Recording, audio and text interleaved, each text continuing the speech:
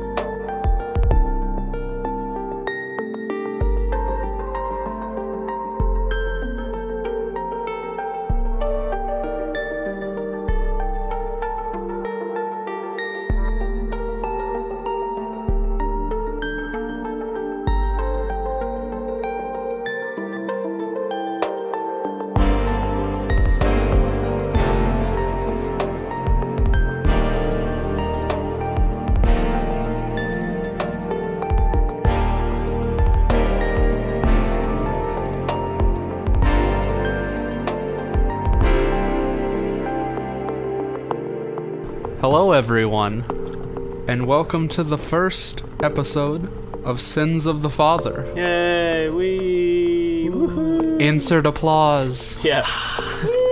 Insert laugh track. What would it presented by the Misconceptions Podcast Network? Yes. Yes. I am going to be the DM of this story, curating what every character does throughout it. And I'm joined by a lovely group of people. So why don't we go around and introduce ourselves and who we're playing? Ladies first. Hi, I'm Marlo. I play Yavalia, the bard. Yeah. I'm excited to be here. Woohoo, Marlo! Yeah! Insert applause. Alright, cool. I, as the next attractive lady, I'm Jacob Massaletti, and I'll be playing Yabo, the barbarian. I, too, am moderately excited to be here. But only moderately. Just a little bit, alright? Let's not jump out of our pants just yet. No, I'm kidding. I'm super excited. Hi, I'm Christian Razor, and I am playing Bartosh, the Dragonborn Rogue. And I am very happy to be here. I am David White, from aforementioned Misconceptions fame, and yeah, fame in quotation marks. And I am playing Rickett Covingnell, sweet little boy wizard. That's actually his race. He's just precious. He's just a precious little boy. I'm not a human. I am a sweet little boy. That is my race. It's actually a sub-race of goblin. Yes, yeah. Oddly enough, yeah. Insert intro segment. Yes. Boom, boom, boom, ka, boom, boom, boom, ka. There it is. That's the intro song. Just that. You just have to take that soundbite and insert it at the beginning of each episode. So, we watch as, almost from a bird's eye view, the camera follows over this large open grasslands. Before leading up to this trail, you see the small caravan of wagons slowly rolling towards this massive expanse of city in front of them. On your travels, Evalia, you found companionship in a traveling band that was heading in the same direction as you, and you thought along the way you could make a spare coin here and there. You know, it'd pay for your travels. And the man you worked for temporarily is this large, beefy centaur, surprisingly. It's not something people commonly see around these lands, named Sekrelos. So the camera zooms down, and we see sitting at the front of one of these wagons is a springy, auburn-haired girl. Traveling alongside next to her is this very tall, stout centaur wearing a very colorful patchwork vest with grooming his very large, equally springy mustache. So tell me, Evalia, what are your plans once we get to the city? The only thing I can do, find my father. Well, I called ahead, sent out a couple messages to try and help you get a foothold on this investigation of yours. You seem good enough to be able to track him down on your own. I thought I'd just help you out. Oh, thank you. And the only thing I've gotten back is that he seemed to perform at a place called the Rusted Gauntlet regularly. But do be warned, that is in the upper district of town. How he got permission to go up there regularly is beyond me. Permission? You need permission to get up there?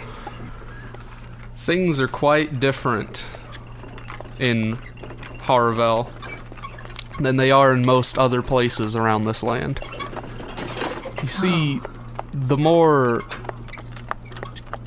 for lack of a better term, monstrous individuals, such as the impeccable image you see in front of you, as he grooms his mustache some more. We're the upper class of this establishment. In the higher districts, someone, like yourself, would most often not be allowed into the upper districts. What's wrong with me? Well, to put it lightly, you are a human. Oh. Okay. I'm not sure why that makes me less than, but okay, that's the rules. It's how it's been since the days of old around here. So how do you think I could get up there? I mean, somehow my dad did.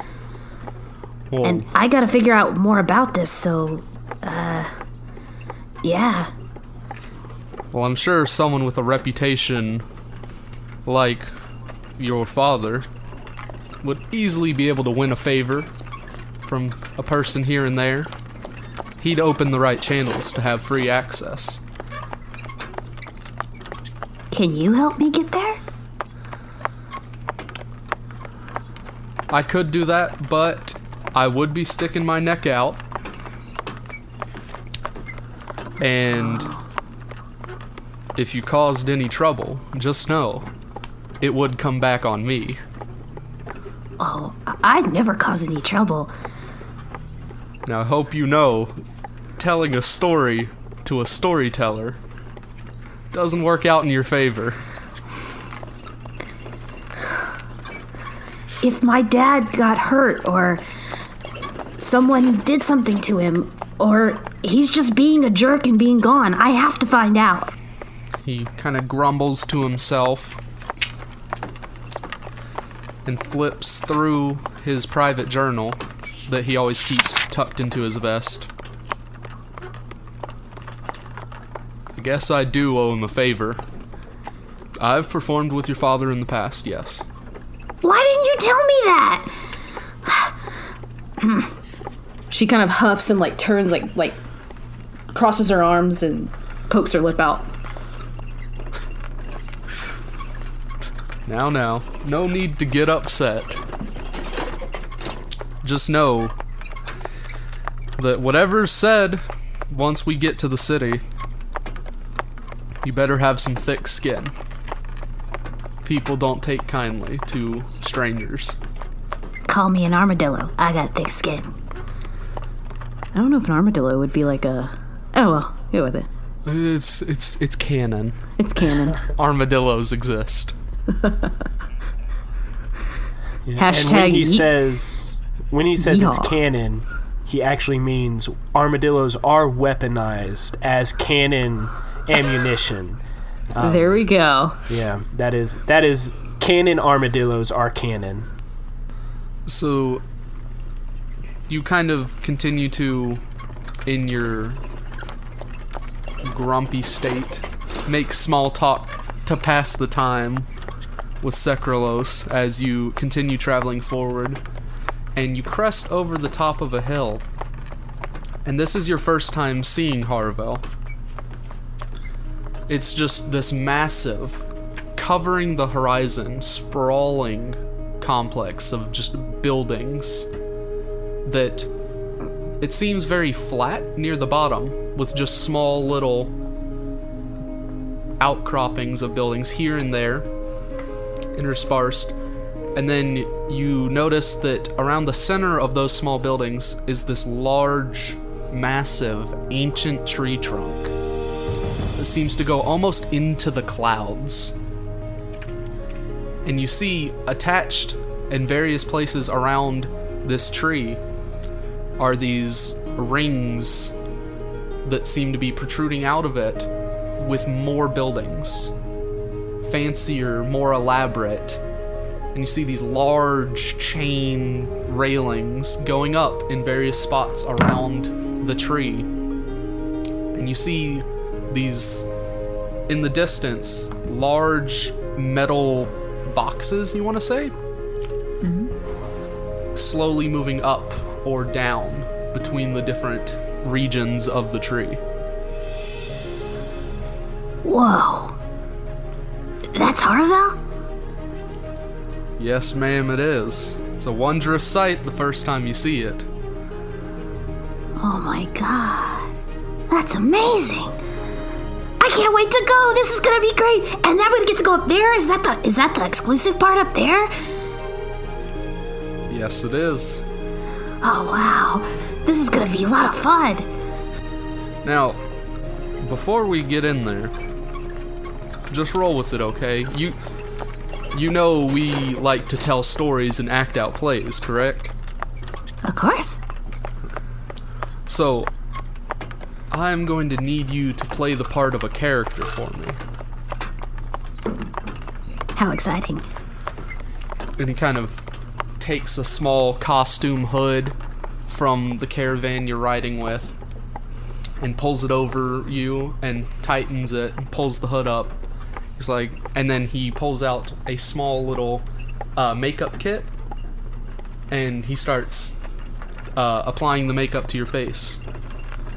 So, as I said, humans aren't exactly welcome in the upper districts unless they have the right context.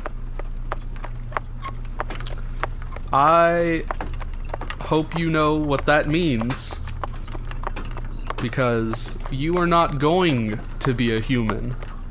Do you understand? Yeah, I'm not a human. What are you even talking about? What's a human even? I don't even know what that is. Exactly. He kind of takes the paint and starts splotching it, blending it into your face. You see he's using a lot of different greens. And then he speaks up again. You are going to be playing the part of our new help. You are a goblin, understand? Of course I'm a goblin. My mom and dad were goblins. My grandmother was a goblin. My great-grandfather, my great-great-uncle, they're all goblins, of course. Wonderful. Now what's your name?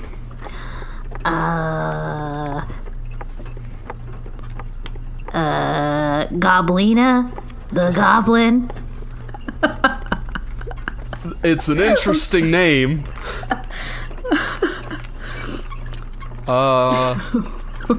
We'll see how it goes. Just maintain composure. Okay. Your caravan rolls into the lower district, as it was described, and you see various very downtrodden-looking people, humans. You see elves, half-elves, and dwarfs.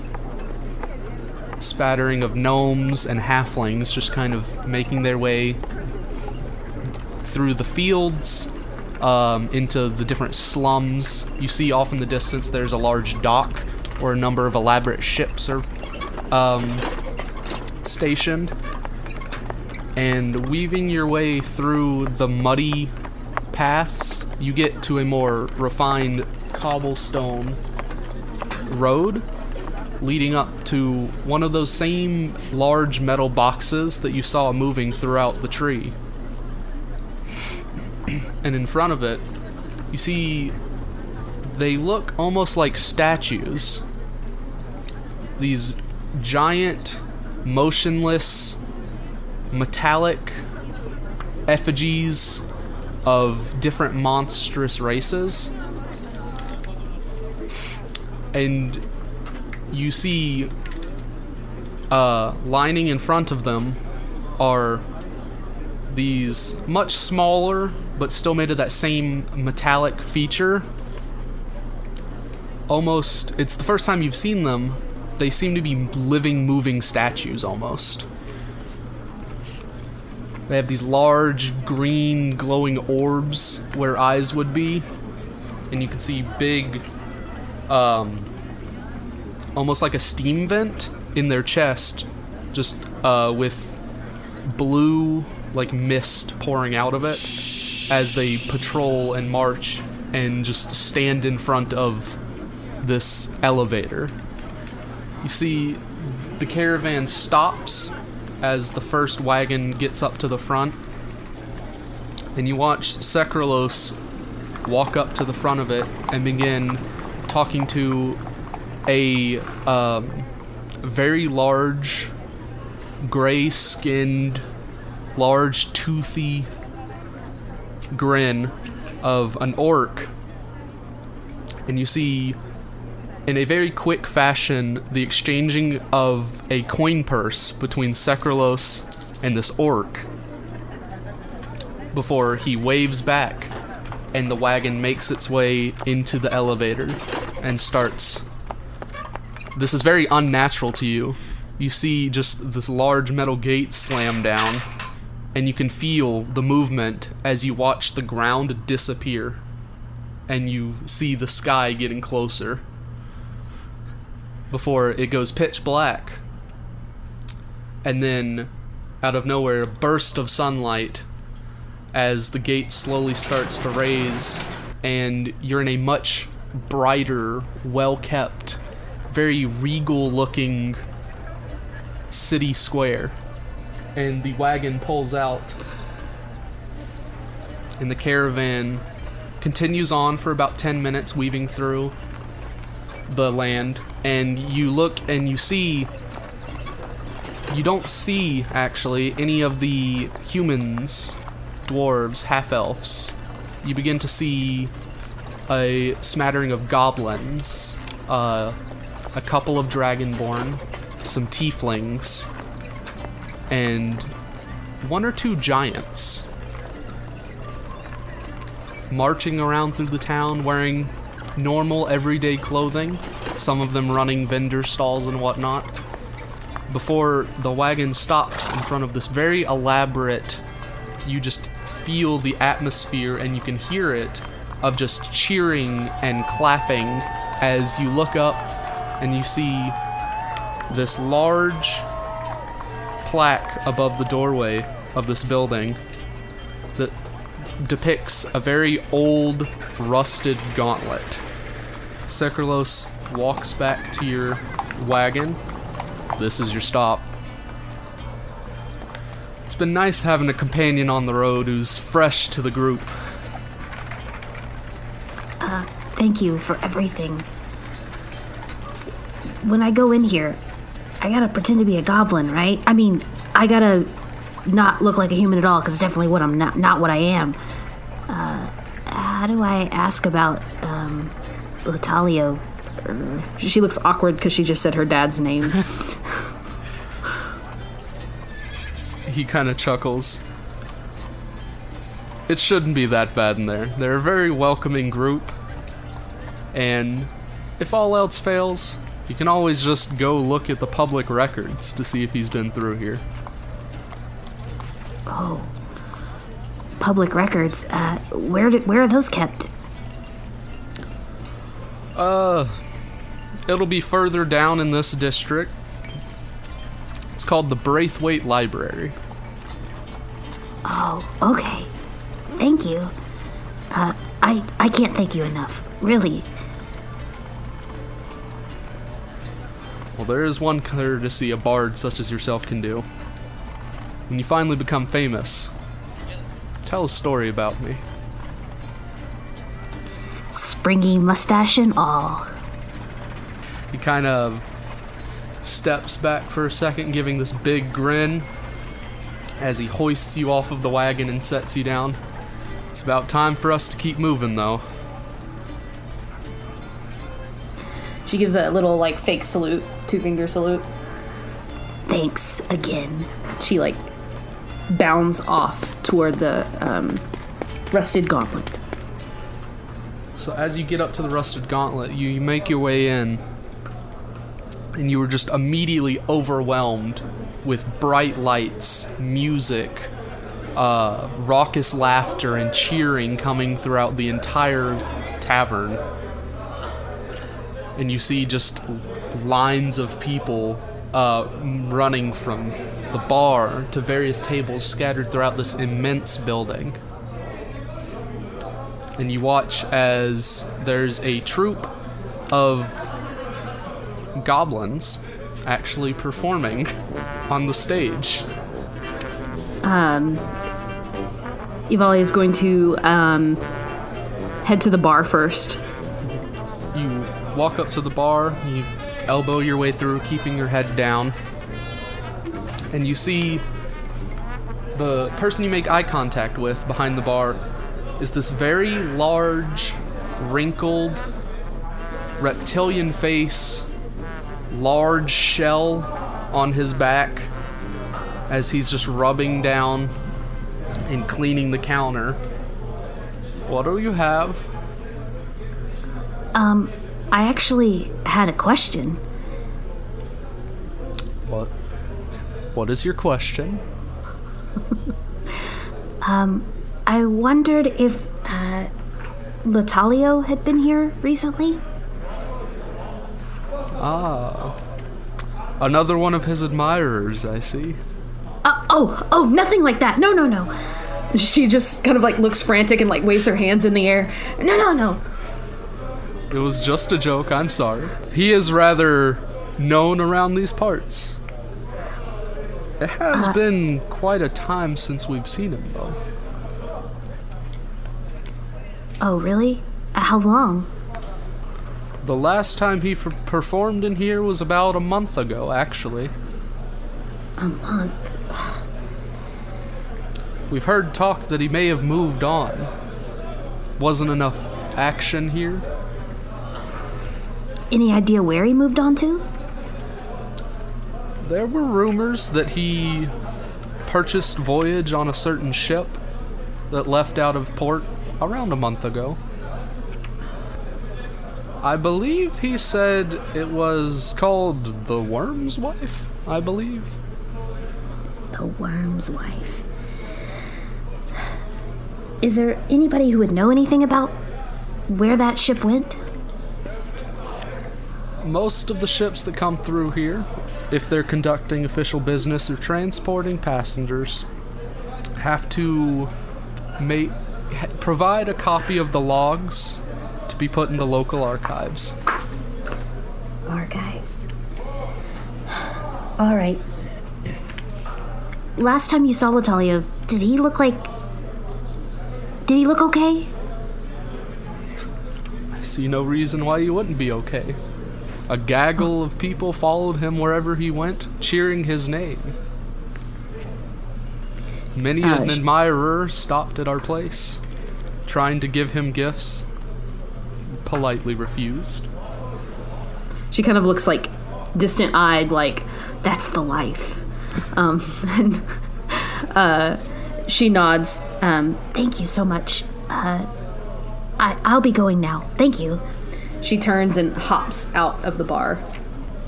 And so we see Ivalia walking forward and cross through the tavern door into that bright light from the outside. And then the camera zooms back out from that tavern. And then it comes back down to the lower districts. And you see it zoom in on a small dragonborn walking throughout the docks. So Bartosh, you find yourself in the same familiar muddy streets with that salt water smell in the air. As you've once again left home, intent on finding a way out of here. And you've heard rumors that a certain pirate individual has been in the local seas for some time and might have docked here recently. It's the pirate Beardsley Lionheart Tyndall. That's a name. Well, Bartosh just is surveying the docks, looking for any sign of a pirate ship. He's looking for the skull and crossbones, just everything. Just the whole 9 yards. The whole stereotypical pirate ship. So looking around for this pirate ship, you don't see anything matching the descriptions you've always been given of what a pirate ship looks like.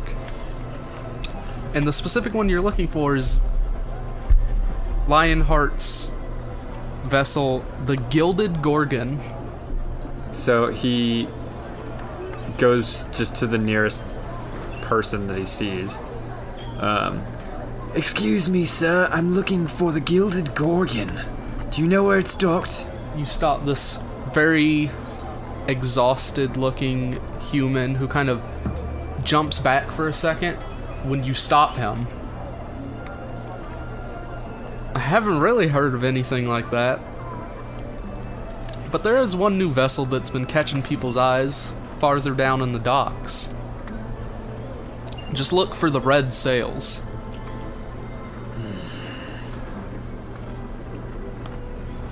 I suppose. Thank you, human.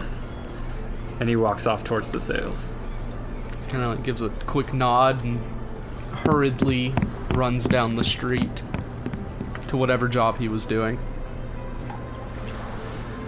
And as you're walking down the docks, you make your way, and it looks like you aren't going to find it. As you go to each dock further down, you see no ships matching this description. And then all the way at the very last dock, closest to the open seas, you see these blood-red unfurled sails. And you see a very busy movement on the deck as you see people darting back and forth.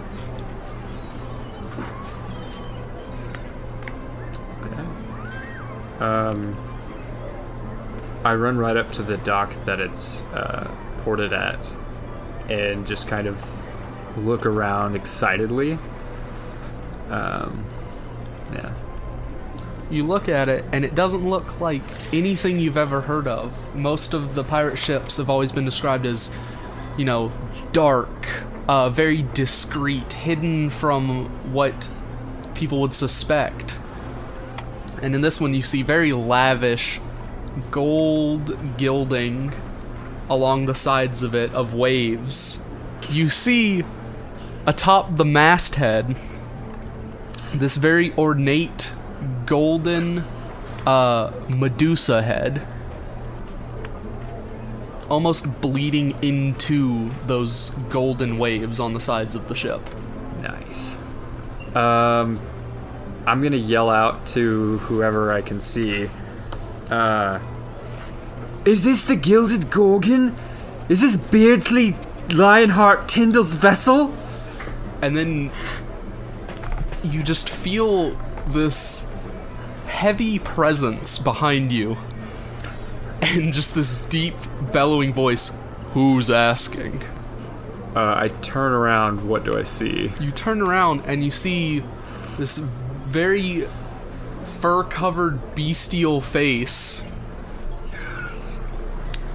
Humanoid-esque, very large head of hair, almost like a mane. Large clawed fingers, hair covering almost every inch of the arms. You can see up to the rolled up sleeves of this very proper put together shifter. That's the race. Nice. It's very proper put together shifter. I am Bartosh Kaltaniath. I'm sure you've heard of my family if you've been here for long. Kind of gives you an odd look and cocks an eyebrow. Isn't ringing a bell. I scoff. We're one of the most wealthy families in the city. Wealth isn't the only thing that determines someone's worth. I hope you know. Well, it's the only thing I care about. What business do you have with Captain Lionheart? I would like to request passage. I want to leave here. So you want to join the crew? I need to find my father. He's disappeared and my family can't survive without him. I'm sure the captain would give you an audience aboard the ship in return for a favor. I get like a glint in my eye of excitement. What kind of favor? Well, you see, the captain doesn't much care for the way things are done around here. What do you mean? Surely you've noticed the state of the bottom versus the top of this town. I don't follow. All these beasts, these monsters who rule over the humans, the elves, the dwarves, they bleed the same blood that they do. Why should they have rule over their lives? As if. We are the purest. If you're to see the captain, you're gonna have to slight the purest. There's a very elaborate, expensive painting that the captain has had his eye on. I'm sure someone of your stature, your renown from your family, you'd be able to procure it for me. What is it? Have you ever been inside the Braithwaite Library? My family owns a wing of it. Yes. You know the original piece that was created for the library itself when it first opened, hanging in the main hall?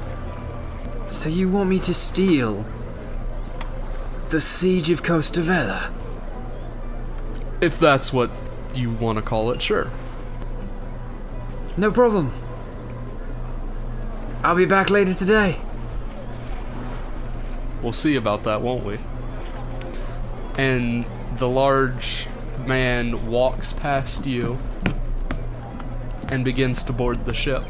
As he walks up the gangplank and onto the ship, and you hear various voices call out, "Captain on deck!" My eyes go wide, but I kind of surmised it a little bit because he looks like a lion. And I just turn and like sprint back towards one of the metal elevator things. As you run down the alleyway, the camera following you, you get into the elevator and the door shuts into that darkness. And then that darkness is exploded upon with a bright light as we see a very brash young man with an eagle on his chest get thrown out of a tavern. Ah! Get your hands off me! It's been all day with you, trying to start a fight in here. No one knows who this many-colored woman is. Well, people do not have to be so rude. I am just a child, obviously, in the city, trying to find a man. If you're trying to find someone, good luck. Because the only way you're gonna find anyone in this city is if they're dead, or you are. People get lost here a lot. Well, that simply will not do. You speak of luck. Do you have luck? Can you bless me? Are you a priest? I don't know what you're talking about. I'm talking about gambling with fate. Sometimes the fates need to be tempted if one is to get what he needs. This is what the old crones of my village say anyway. I do not know if it is true. Either way, where can I go next to try and find the many-colored woman? Well, from what you've described, she sounds awfully similar to a certain noble woman I've heard talk about who lives in the upper district. But I've never seen her in person. Can I speak to her? Good luck trying to get in contact with her, son. With your current appearance, there's no way you're getting to the upper district. Is it because I am a child? Child, no. Good, because I am not a child. In my village, I would be considered a man. So tell them at the gate that I am no child and I should be let in. I must speak to this woman. Your whole appearance, lack of horns, jagged teeth, normal, Good. human look, isn't gonna cut it. Good gods, man. You think I am a demon? I am a man. I do not have teeth or horns or hooves or scales or nothing of the sort. Obviously. Then you're gonna have a difficult time getting to the upper district. Do you have some horns I can borrow? If I had horns to give, I'd be wearing them. And I wouldn't be stuck down here in the mud. The mud is most unpleasant. Okay. How do I find my way to the gate to make my case? Well, if you just follow the road down that way, it's not hard to miss. The giant metal boxes you see moving up and down, any one of those is a gate to the upper district. Funny you should mention the boxes. I saw them earlier. I do not know how they work. Honestly, I couldn't tell you. I haven't gotten close enough myself. Well, if it is as you say and it is nothing but demons in the upper district, perhaps we should not ride the boxes anyway. Surely they are cursed, powered by some fell magic. Why would anybody choose to live in a city that is ruled by demons anyway? Much less let them live in the best part of the city. Why have we not stormed the gates? You haven't been around long enough to have heard the stories then. There's a reason we all stay down here complacent now. After the last time someone tried to valiantly storm the gates. Clearly not as valiant as Yabo, or we would not be standing here. We would be standing in the trees. And as you say that, you kind of have just been surveying the area around you, looking towards the gates, and you see this cloaked figure who was walking down the streets pause for a second, and then he turns and looks at you. And you do see, peeking out from under this hood, reddish skin and the slight tips of horns. Is that the demon? If that's what you want to call it, yes. You see the figure approaching you. Hello, demon. I wish to go to the top of the city. I see. I've, in the past, dealt with someone much like you. They had the same demeanor. He was also looking to get to the top of the city. Tell me, is it very common to see others with a large eagle on their chest? If they are from my village, I would not think you would get many people from my village here, though. Interesting. He takes a couple eager steps forward and goes, Interesting. Did he look like me in the face? Much bulkier, taller, much less eager in conversation, but I can see a similarity between the two of you. He gets kind of uncomfortably close to him and goes to put his hands on him and kind of thinks better of it. You must tell me where he is. When did he pass through here? Was it recently? Did he go to the top of the demon city? I helped him out to get passage to the top. Whether he made it there or not was up to him. Can you get me the same passage? Is it on the boxes? Surprisingly, that's not the only way up to the upper districts. I knew it. There's no way that everybody wants to ride on the magic boxes. They stink of demon piss. Or I would imagine. Powered by such fail magic. Is magic not very, frequent where you come from, friend? I suppose the elders.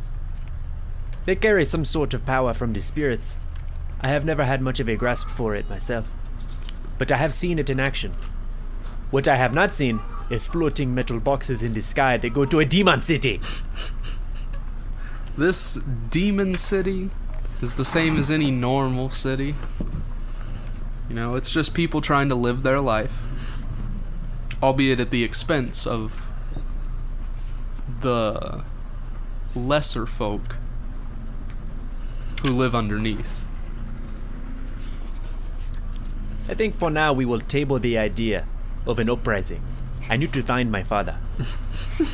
We can speak later about storming the gates. Perhaps with his help. He is a mighty warrior. Almost as mighty as Yabo. Anyway, can you get me into the city? Yes or no? Of course, of course. Okay, let us go.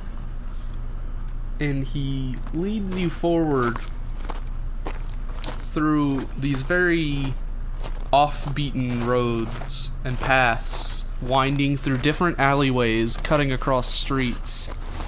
And as you're following him, you're trying to keep track of what you're doing, and it seems like he's almost going out of his way to make sure you can't track your way back.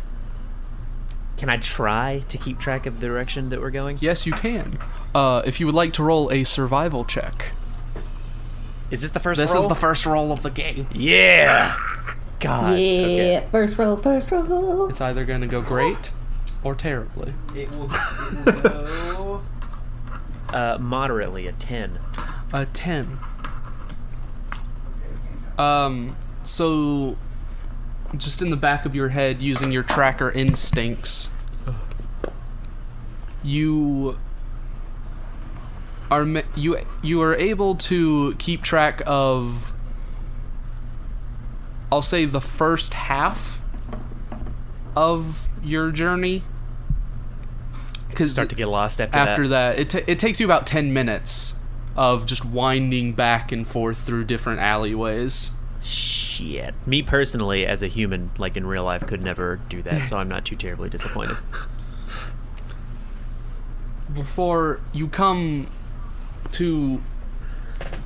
This is the first time you've been much closer to the tree, and you see these large steel pipes and mechanisms connected to the tree itself. And the man accompanying you kind of just nods his head towards the pipe. There's your entrance. Okay. I'm gonna walk up to it, wrap my knuckles on it. How do I get in? You climb your way up. I have to climb all the way to the Demon City. How far up is that as the eagle flies? That must be half a league. Okay. For a price, I can give you an easier way into the city. Oh, a tradesman. Okay, well, I have 1 deer pelt. I have 5 pounds of salted meat. I have... Oh, this... It's a little old, but an elk pelt. It's a little smelly. So as you just pull these different pelts and stuff out and you're counting them out, you plop them down in his unexpected arms, and you just kind of... This isn't really what I was thinking. You will not find a better skinner in the city, I assure you. Those are the highest quality pelts. He walks forward. It's gonna empty all of my inventory. The hooded man walks forward, and you see him on the side of this pipe, like, unlodge a panel, and you see the slight shudder in the pipe as out of the side of it comes this large metal chain that goes all the way to the top, and you see it start slowly rising, like revolving. The chain does. How big are the links? The links themselves are about, for Yabo's big hands, about a hand and a half. So I could get a foot through one? Yes. Okay. I'm gonna look at him one more time and go, this is the way. As you start rising up, he kind of waves. Now soar, eagle. Find what you're looking for. Thank you, sir. I will be back to talk about the rebellion. And he kind of hurriedly gets out from the streets as that echoes through the road. As he's walking away. Does this thing go any faster? You can't see him anymore as he just scurries off. And then the camera cuts out from Yabo's shoulder as he's riding up this chain, looking towards the large, dark entrance of where the chain is going. The camera flies off of his shoulder, and you see it start circling around him before it zooms out from an eagle, and then it comes back in the upper district to a very large blue hat standing in front of a massive library. As you're looking up, Rickett, you see, you've only ever heard your father describe it as this just massive stone, almost mausoleum. And you can already see, like, small little messenger birds keep flying out from the building or coming into the building. you watch as a broom, unmanned by anyone, is sweeping one of the front steps. Oh, that is an ingenious use of magic. I must get a closer look. And then Rickett, clutching this book that is as big as his entire torso, rushes over to the broom and inspects it very closely. How is it moving? What form of magical locomotion? Oh gosh, is there runes? What's going on? You're studying the broom, correct? I am studying the broom. As you're looking around at this broom and examining it, you see there are no mechanisms coming off of it, no wiring or anything like that. It just gives off this very slight bluish glimmer as it is just sweeping step after step, keeping it free of any debris that is blown in. That is fascinating. I have to write this down. And I open up the giant spellbook and I just throw it on the ground, and there's this dust that just comes up from underneath the cover, and he just squats unceremoniously and takes out this pen and starts writing in this already very crowded book. And you see there is what he's scribbling down matches some of the words that are written in there, but then some of the words are written by a different hand, a more delicate, refined hand. And Rickett is kind of writing in between the margins of this and sketching a little picture of the book, or of the broom. And as he kind of closes a book, there's this little page that's sticking out, and he grabs it and takes it out. Oh yes, the letter. That's why I'm here. How do I get into this repository of reliquaries? And as you're looking at the letter, you see it's partially open, and you see the bottom of it. It says Ixvar Stonemaw is a name, just right at the bottom of the letter. Okay.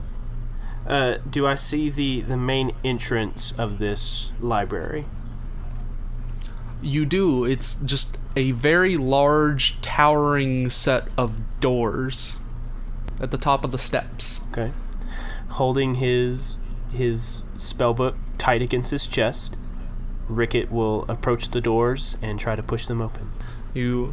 There's some resistance, but the door just very slowly opens.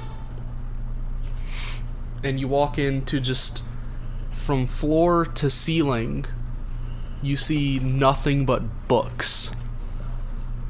Everywhere you look, large ladders are lining different walls. There are walkways about halfway up through this place to reach some of the more restricted texts.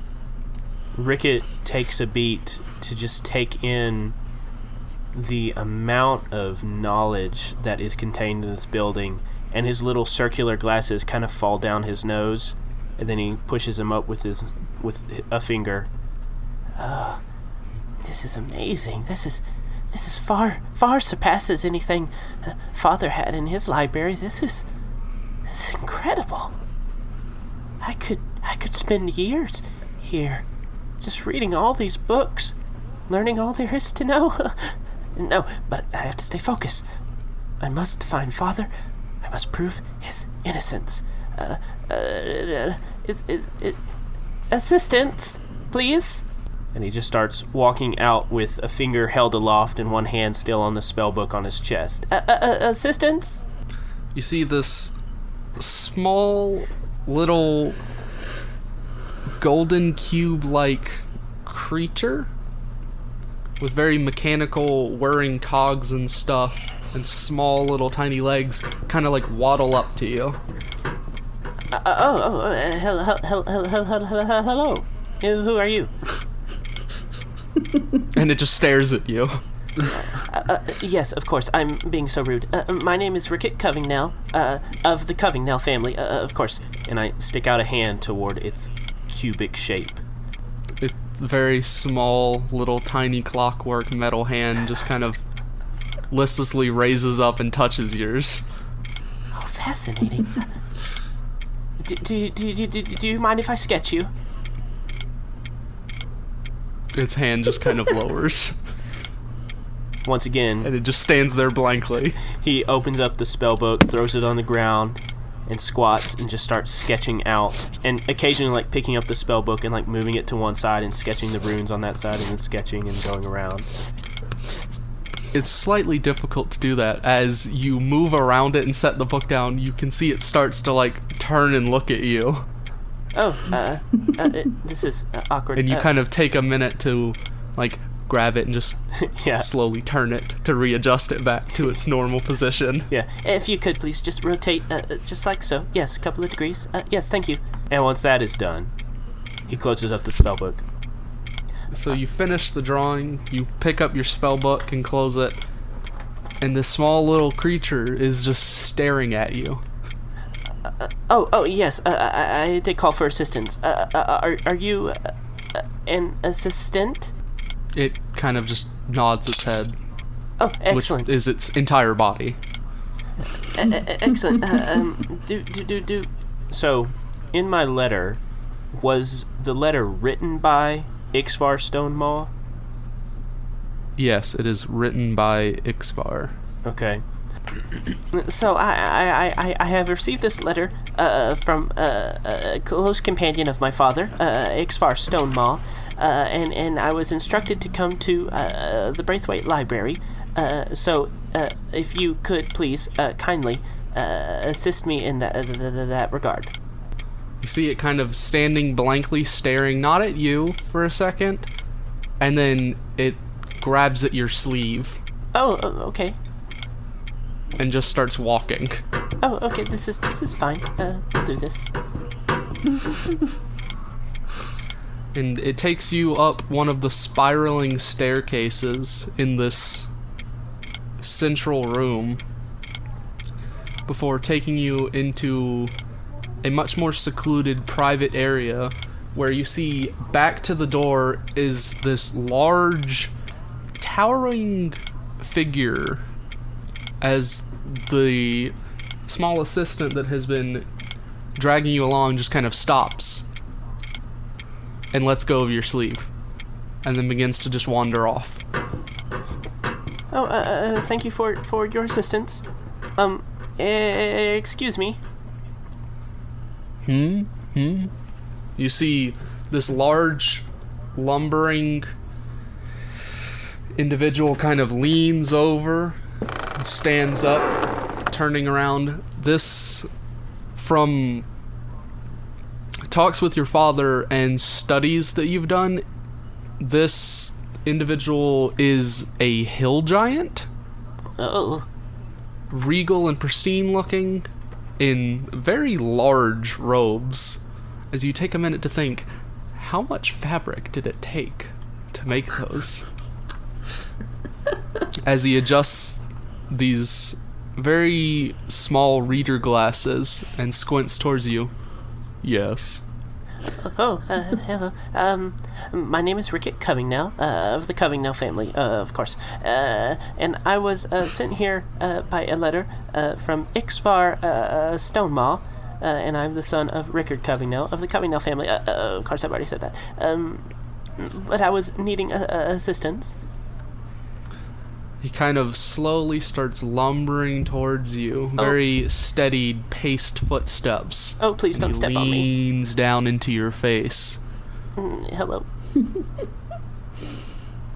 You do look like your father. Thank you. Mother always said we were very handsome. I don't know if that's the word I would use, but... You seem to match his description. Your father and I talked once or twice about you. Oh, so you met my father then? It'd be kind of strange if I wrote a letter to someone I didn't know. You have written letters to my father. And he kind of stands there blankly for a second, and then his eyes get very big. Oh, you are Ixvar Stonemaw. The one and only. Oh, pleasure to make your acquaintance. And Rickett, like, bows very quickly, and his, like, hat falls on the ground. And Rickett stands back up, feels his reddish hair, that the hat is not there, and stoops back down and grabs it and puts it back on. So tell me, why are you here instead of your father? Well, my father is occupied elsewhere, and in fact that is why I'm here. I'm trying to find out the elsewhere, and then, of course, the why of the preoccupation. But the people have said nasty things about my father that, of course, are not true, and I was here to put those to rest, and I was hoping you could help me with that. I didn't really know the man much outside of our professional academic relationship. So who knows? As far as I do, he could have done those things. I assure you, Mr. Stonemaw, that you are completely incorrect and out of line for saying such things. If you do, forgive me. But my father would never do those things that they said. But how well did you actually know your father? As well as anyone knows their father. We sat across the table at dinner, and I would tell him good night while he was working in his study, and he would see me off when I went to the academy. A loving father-son relationship, like everyone has. The large face kind of pulls back a little bit from you.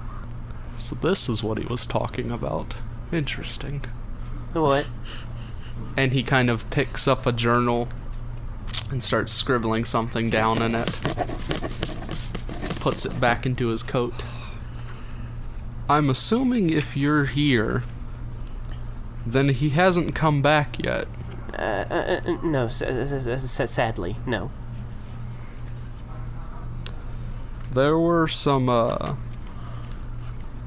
very astounding breakthroughs in the arcane research we were conducting.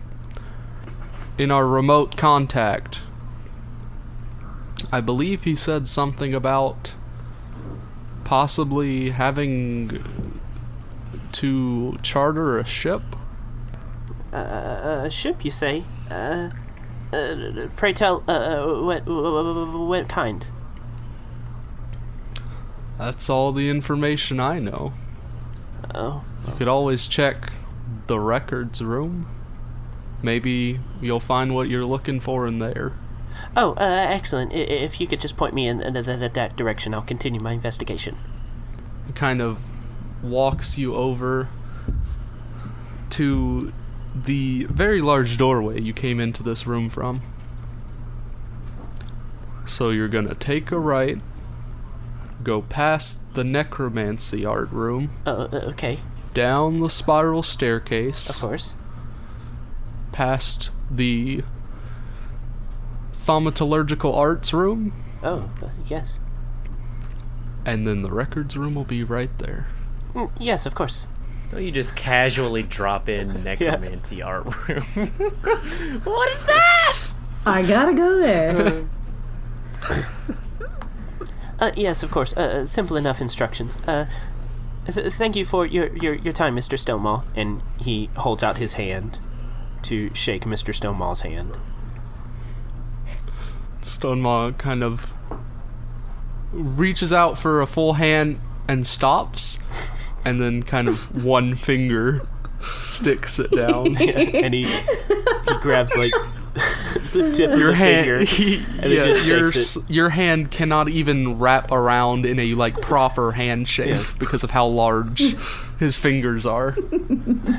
Yes, Father always impressed upon me the importance of a firm handshake. You can tell much about a gentleman by how they shake their hand. Good day. And then I quickly run away. And I would like to think that he said take a right, Rickett runs to the first intersection. It takes a left and runs out of view. You take the left, and then you hear that echoing voice. It's the other way. Oh, yes, thank you. And then Rickett runs back across the camera going in the opposite direction.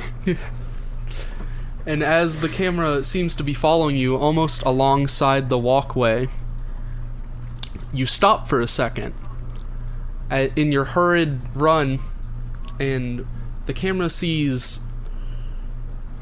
It seems to go over the railing down to the front door, and in walks Evalia, looking around this very large, impressive room. And then the camera swings around from Evalia to see, climbing very carefully through a window in a dark corner, is Bartosh, making sure not to make any sound.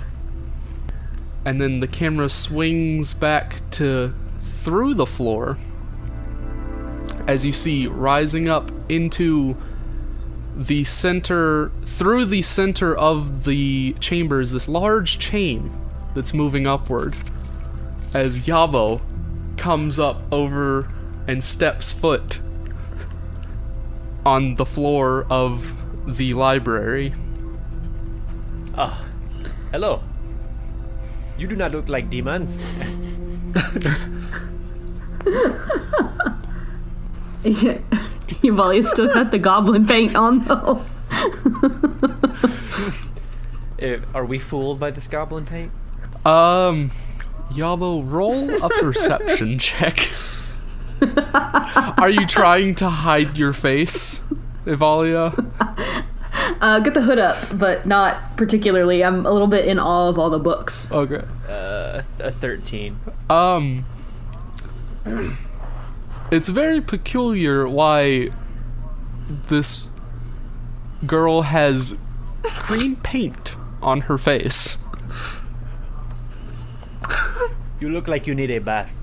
Anyway, have any of you seen a man? He looks a lot like me. No, haven't seen him. Do you by chance know where the archives are? The records rooms or something? In the background, you see Rickett running along the catwalk.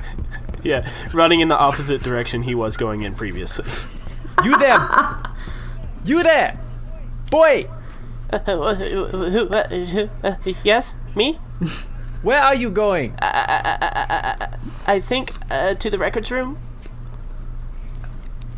Have you seen a man? Who? A man? I saw. Well, he was very no, large. no. The man looks like me. No. You may go. Thank you. That's Have a when good you day. realize, Rickett, wrong direction. Oh, yes, of course, this way. And I start running back the opposite direction. Back across, and you down the I staircase. think you already went that way. Yeah. Yes, I just the spiral staircase. Tick, tick, tick, tick, tick, tick, tick. And as you're all on the same floor, you all feel just this sharp, intense pain shoot up your arm and into your hand. The pain subsides, you all look down, and on each of you, on one hand, is this glowing symbol. It looks like an eyeball with 4 arrows crossing through the center of it. On our forearms? Anywhere on your arm. Yeah, A it's on hand. my hand. Yeah. Like right on the meat. It's on the right back there. of my hand. Right on the Triforce stamp. Yes, that hand delicious.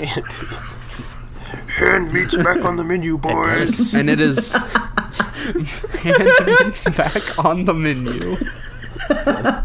And the symbols. We ain't had nothing but maggoty feet for 3 stinking days.